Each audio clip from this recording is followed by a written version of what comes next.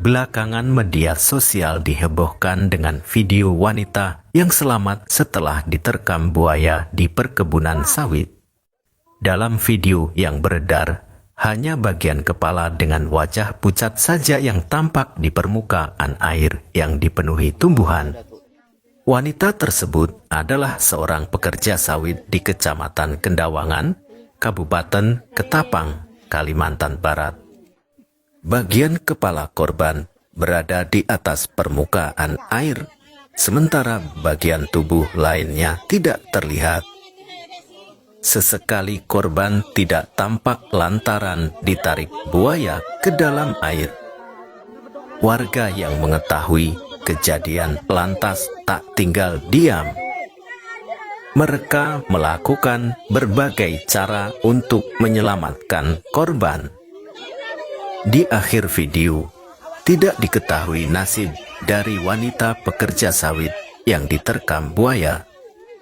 Hingga Selasa 1 Agustus 2023, video ini sudah ditonton lebih dari ribuan kali.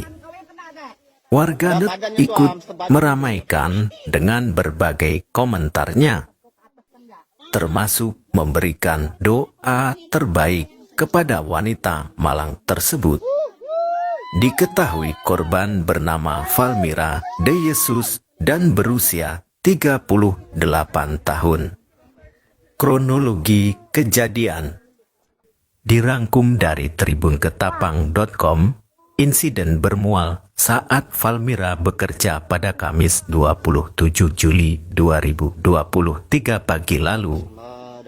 Korban saat itu hendak melakukan penyemprotan racun ke hama rumput.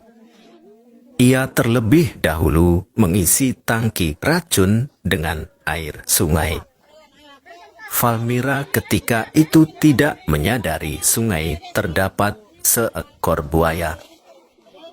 Reptil berbahaya tersebut bersembunyi di rimbunnya tanaman air. Hanya dalam sekejap mata, tubuh Valmira langsung diterkam buaya. Valmira kemudian diseret ke dalam air sebelum diselamatkan warga.